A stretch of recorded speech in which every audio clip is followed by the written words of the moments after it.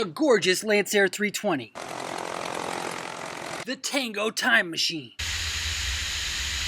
Exciting chase footage. And a cautionary landing.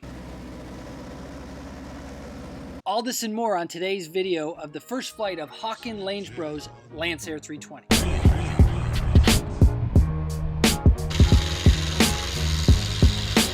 Light. The Ramona Tower was excellent. Hot oil and hot CHTs.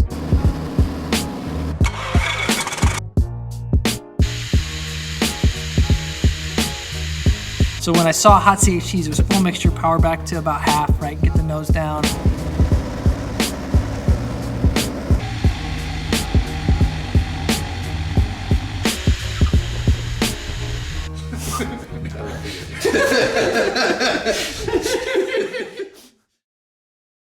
So today's video is the first flight of Hakan Langebro's Lancair 320. Hakan is an experienced home builder and an engineer, and he applied his combination of home building skills and engineering skills to make some major modifications to this otherwise pretty conventional Lancair 320. So we've been getting a lot of great feedback about our new format, trying to go into more detailed, a deep dive, as much information as we can possibly give you with all the radio comms and the briefings and the explanations for what's going on.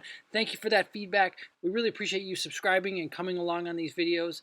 If you have any feedback for things that we're doing, whether that be on the silly editing stuff that I have no idea what I'm doing about, or the actual flight test, technical, etc., we appreciate that feedback. Keep it coming. Thanks for coming along. And here is the first flight of Hakan Langebro's Lancair 320. A long way from home.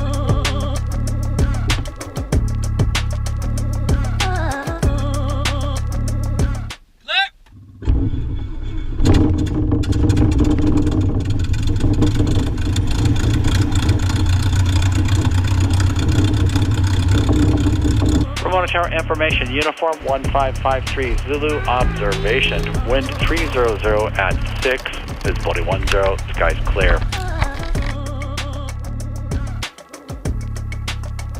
Check, Mike. Loud clear, help me. Loud clear. And we'll go back over to tower. I have the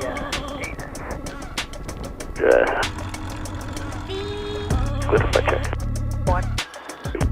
Room on the ground, glitter flight of 2, the west hangar is like the text for takeoff, that information uniform. Glitter, flight of 2, Ramona ground, runway 27, taxi via taxiway Alpha. 27 via Alpha, glitter flight.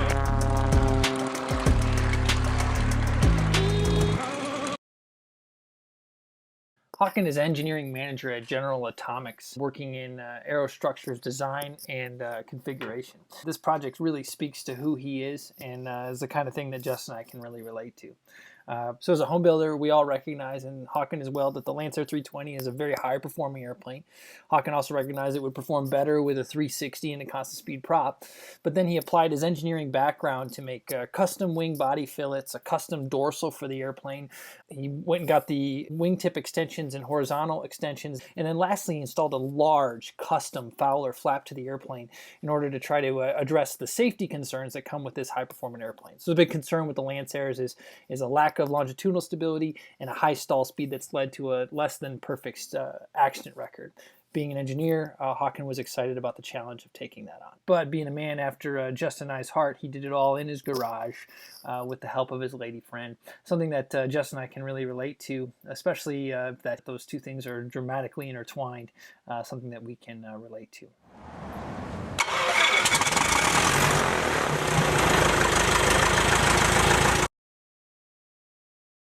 All Wasabi programs start with an aircraft inspection. The inspection is pretty straightforward. It looks a lot like a condition inspection or an annual. Everything from looking at hardware and lock nuts and safety wire to looking at the build quality of the airplane and getting to know the owner and the way that he operates or thinks about flight. We're specifically looking for holes, like mechanical holes in the program or mechanical or risks in the program, things to light up, but it's also about evaluating where the strengths and weaknesses are. So Justin has things he's good at, I have things that I'm good at, and the builder has things that they're good at.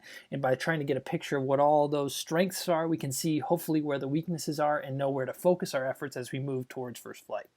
The inspection took the better part of a day, so I just grabbed just a couple highlights, a couple items that were both well recorded and interesting, or might be interesting to an audience. Here's a couple tidbits. This one always comes up, max pilot effort check. We do this to all the control surfaces. Check them at both extents and at the neutral position. I'm in the cockpit applying maximum pilot effort while Exana holds the surface to resist that effort. This confirms the strength of the control loop, and in this case, the control stick itself, and sort of one last check to make sure that everything's hooked up after looking at all the lock nuts, safety wire, etc. Trim checks are another big one, making sure that the trim works in both directions and that it's moving the correct direction based on the direction the switch is being thrown in the cockpit. Okay, and then show me go the other way. The chin. Trim, which means that one's going to go up. Okay, so the tab's moving down, which moves the surface up. Correct. Okay. That's right. And then the other way. Tab's moving the other way, so surface moves down. Correct. Right turn. Okay.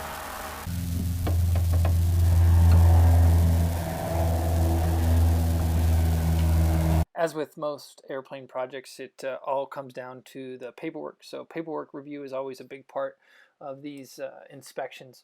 And in this case, we knew that the Lancair had been modified with custom flaps, but it wasn't until this on-site visit and talking with Hakan that I realized just how significant the modifications were.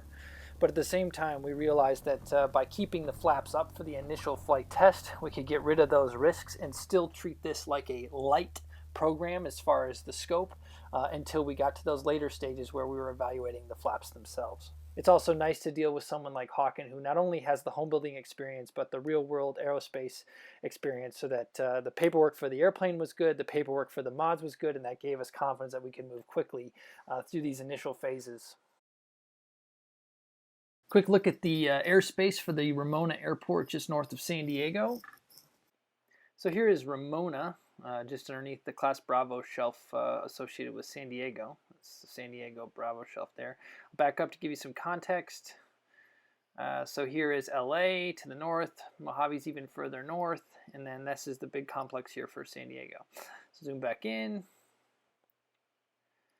So obviously dealing with Class Bravo airspace is a pain when you're doing weird stuff like chase, first flights, etc. So plan was to offset away from both the Class Bravo and the Palomar airport there up to the north, which gets us Palma and Blackington as two alternates.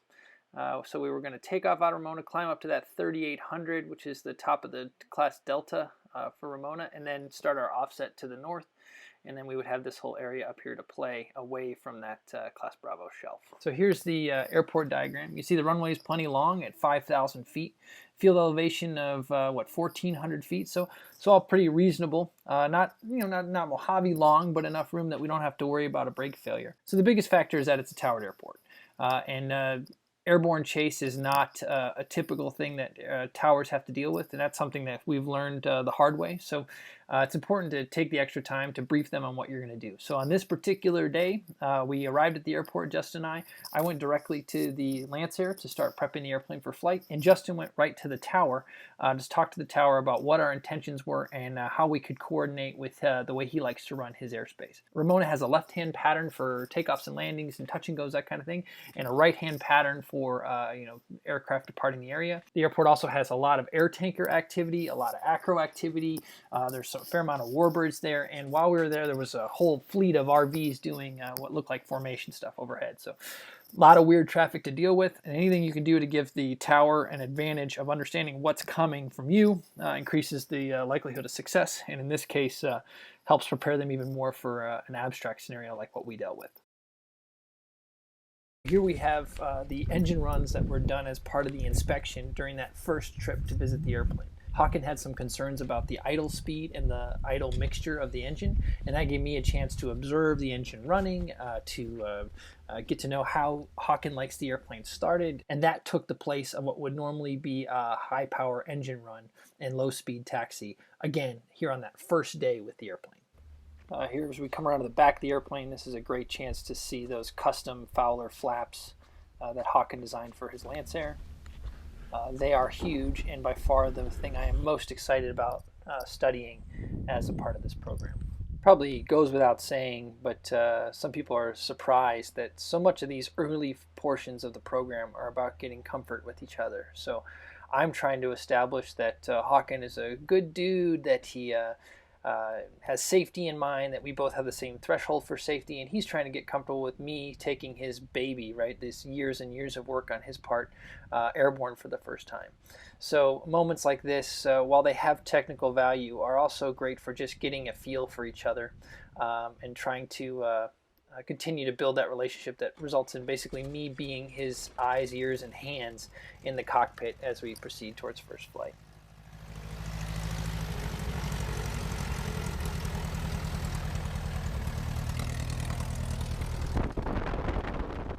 So during this, my first trip to Ramona, my first trip seeing the airplane, we ran that engine probably half a dozen times, maybe 10 times, adjusting the idle mixture and idle speed, but also just getting comfortable with each other. It's always nice to have a task that doesn't require 100% of your bandwidth to kind of get to know each other, especially when we both knew that the next time I would likely see him would be the first time the airplane flew.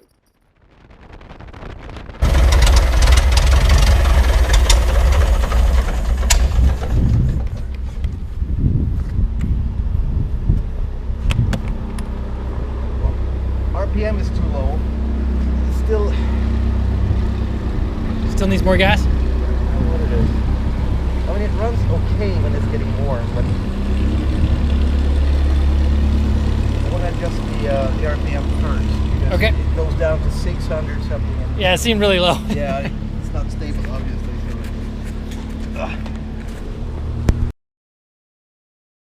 So a quick discussion about what makes a program a light program. So like most things in flight test, it just comes down to a risk. Is the airplane an established kit, meaning is it an example of a kit that's quick build, or there's plenty of them out there, etc.? Is that kit modified? Did that kit require like a plans built situation where there's a lot of builder decisions as they go through the build, or is it something where most of the kit's coming from the manufacturer?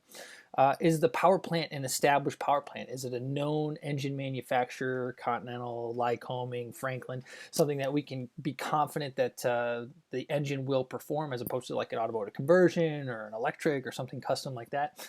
Is the builder himself established, right? Have they built many airplanes before? Have they maintained airplanes before? They understand how the paperwork works, how the how to calculate loads if that's the case, or whatever. That confidence in the builder helps. And then finally is cost sensitivity.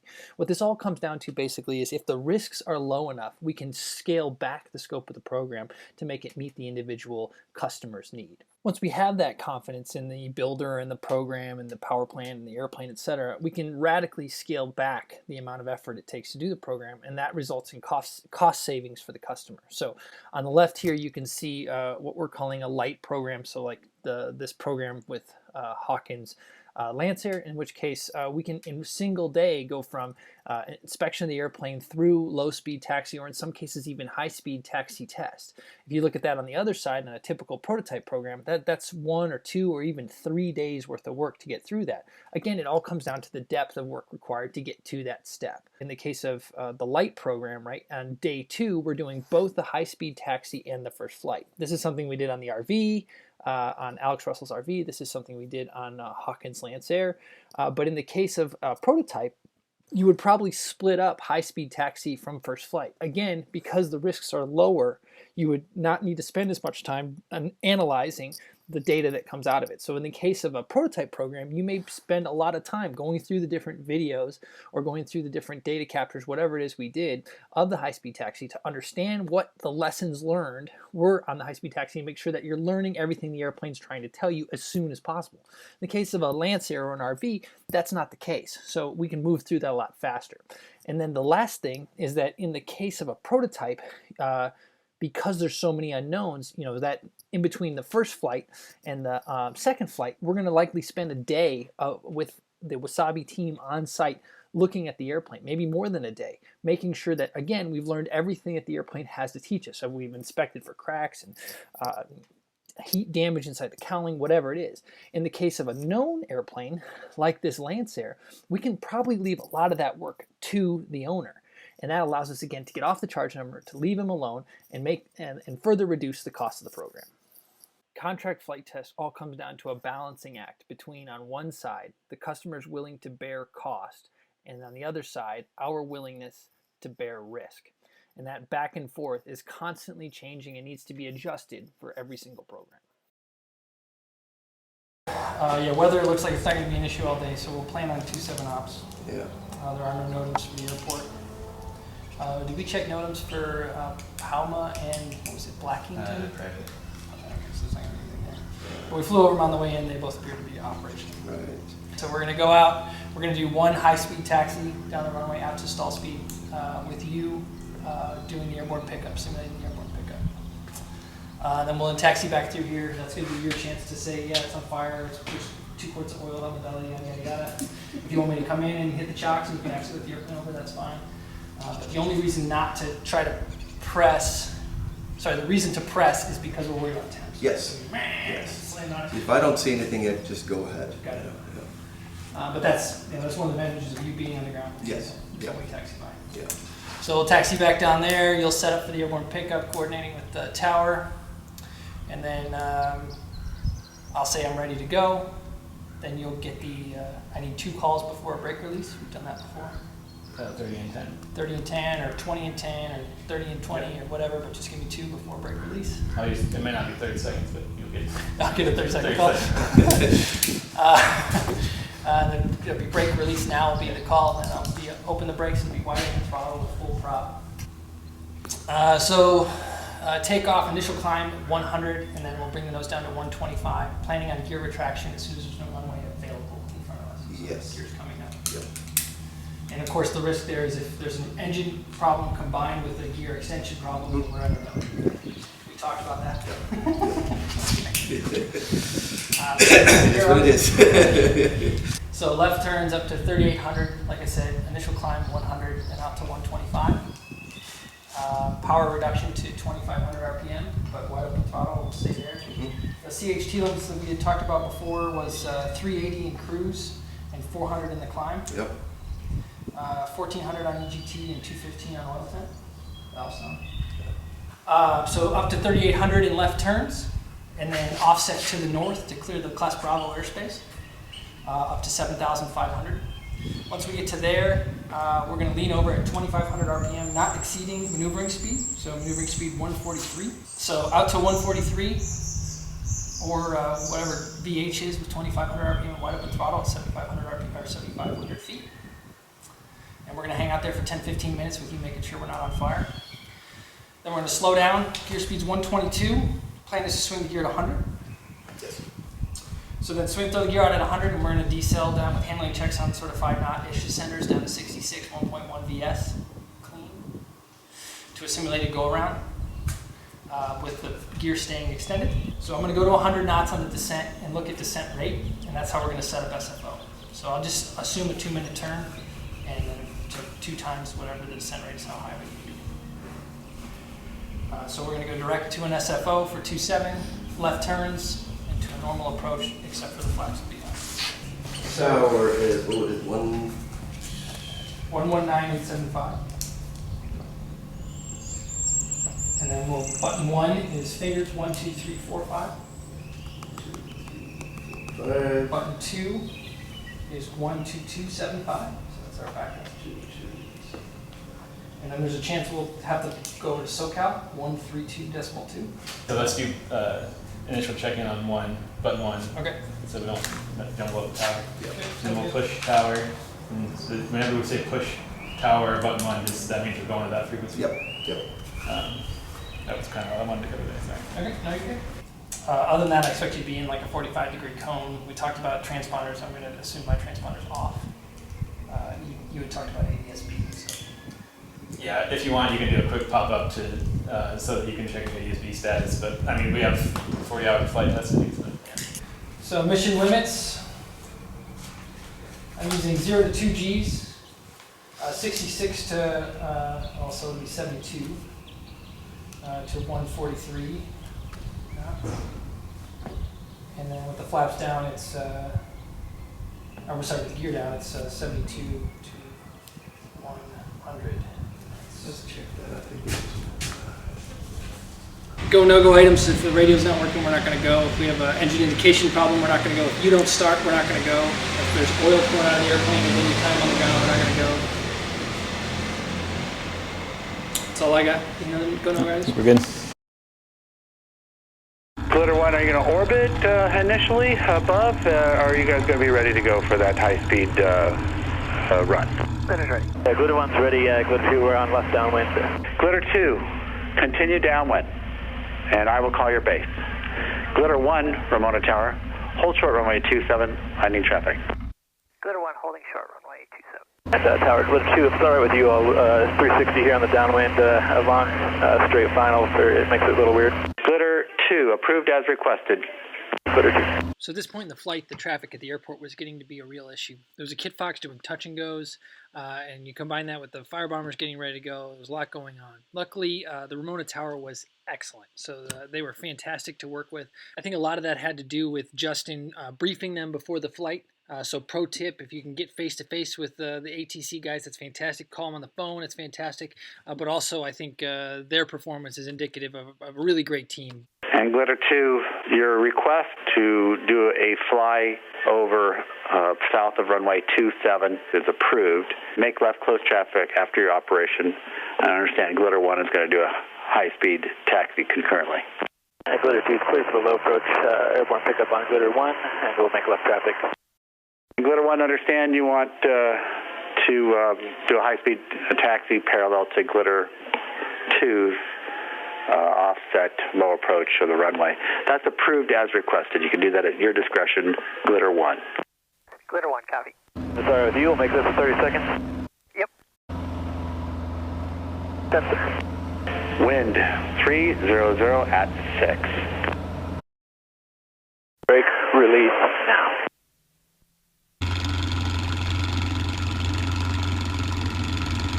Two's going around.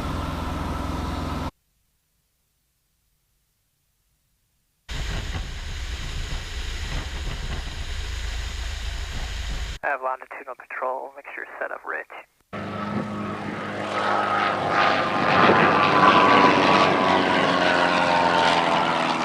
So in the interest of a deep dive, there was 2 calls there. First was I have longitudinal control. So I had raised the nose and then confirmed that there was pitch control with the elevator. And then the second call was that the mixture was set up rich.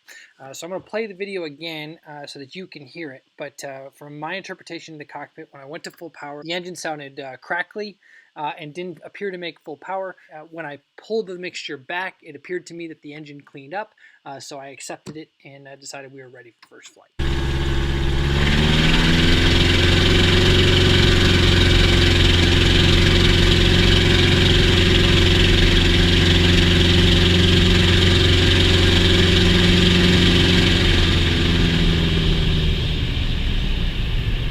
Glitter 1's cleared Alpha 4, going to taxi back.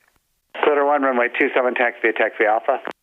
Because engine temperature is always a big deal on a first flight, we only had that single high-speed taxi if we were going to do the first flight in that sort of early-ish morning hour that we had planned on.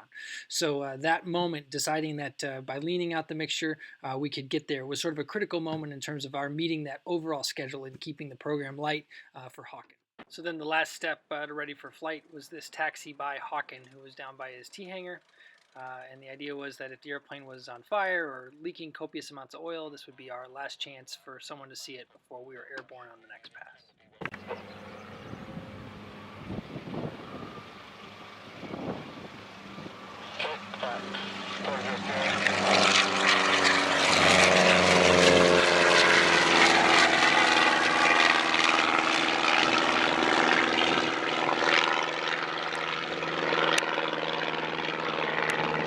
So in the interest of deep dive, I'm going to play that again, but cut together where you can see the comms and all the different people as they come together. Glitter 1 affirmative, you can get yourself set up and to pair up with Glitter 2. He's in 360 just off the field. Glitter 1 confirm, clear for takeoff. Runway 27. 30 seconds. Helicopter 96 Romeo, appreciate your help. Bring exchange approved. Good morning. All right, good morning, Copter 96 Romeo, thanks. Big release now. 2650. Okay, Fox 40 Sierra, turn base. Turning base 40 Sierra. Runway available. Retraction looks clean. First power reduction. Cylinders are hot. We reverse the trend on the cylinders. Oil temp is uncontrolled. On your right. Okay, I think we should set up for RTB. Yeah. Alright, so I'm going to go onto the upwind leg and then why don't we coordinate with tower to make this a full stop. Glitter flight, I understand you're coming inbound now for an upwind leg to enter the pad, or you can descend at or above 2,900 over the runway and south of the field above traffic. Glitter flight, copy. Ramona Tower, Glitter flight, if we could get expedited descent and landing, that'd be great. Glitter flight, roger. Altitude your discretion, report midfield downwind, please. Report midfield downwind, Glitter flight, and don't forget the gear. 120 knots gear. The 5150, your mode C, the altitude portion of your transponder appears inoperative. Gear extension, let's get. Got 3 greens. Cessna 212, no delay, runway 27, clear for takeoff. 212, clear for takeoff, runway 27. The 5150, your mode C, the altitude portion of your transponder appears inoperative. And 150, copy. Also back in if you can fit me into the pattern. Glitter flight, runway 27, clear to land. Clear to land 27, Glitter flight. I think you got a 10 knot airspeed indicator error, so just keep it fat by 10 knots. Showing 100 knots now? Just showing 100 right now. Correction, Breezy 5150, roger. Turn southbound to intercept a 2-mile, make it a 3-mile final, report established on final. Feet, 5 feet. 2 feet. 1 foot. Touchdown. And 150, turn southbound and report 3 miles. Thank you, sir. Have break. Glitter 2, plan to follow a slow-moving Breezy on about a 2.5-mile final at 70 knots. If you want to make a 360 on the south side, that's approved. Glitter 2 will make a 360. It's my favorite thing. This debrief was a little bit informal, so I know I promised a deep dive, but this one gets a little bit scattered as we talk through different topics on the wing. I'm just going to cut out a couple sections where there's a debrief moment, and then I'm going to cut to the footage, the associated footage, so you can see exactly what I'm talking about. So what's your general feel? General feel is it's a great airplane. Was it pitch? It was in the flare. Once I got the closed loop task in the flare, there was like a tendency to bobble in the flare. PIO? Yeah, it's just light and pitch, and so I was learning. It was the first time I'd had a task all day, and that was when that came out, right? Okay. So in terms of handling qualities, that was the only thing that came out, but it wasn't a big deal. It just got out of the loop. Right. Learning the airplane. So watching this moment in the debrief, you can see there's sort of an awkwardness between Hakan and myself about this definition of light flight controls. So in the case of this airplane, it appeared to be stable, but it was lighter than, say, Cessna 182, which is what we expected. The point I was trying to make in this part of the brief is that without a high-gain maneuvering task to do, it's hard to evaluate the stability of the airplane, and therefore it wasn't until I was in the flare that I noticed that low light stability, and as a result you can see the pitch bobble, and I'll cut to that now. So here is that slight PIO, just coming over the numbers. There's 1 pull, 2 pulls, 3, 4, and touch. Now from the cockpit, 1, 2, 3, 4, and touch. We were talking about gear retraction. From my perspective, it all seemed fine. Yeah, it looked really good. The doors even looked pretty good. You were talking about the gap in the back. Yeah. And there is a gap, but the gap in the side door on the nose wheel is much bigger than the gap for the main. It like doesn't go all the way closed sideways. No way. You probably see it in the video.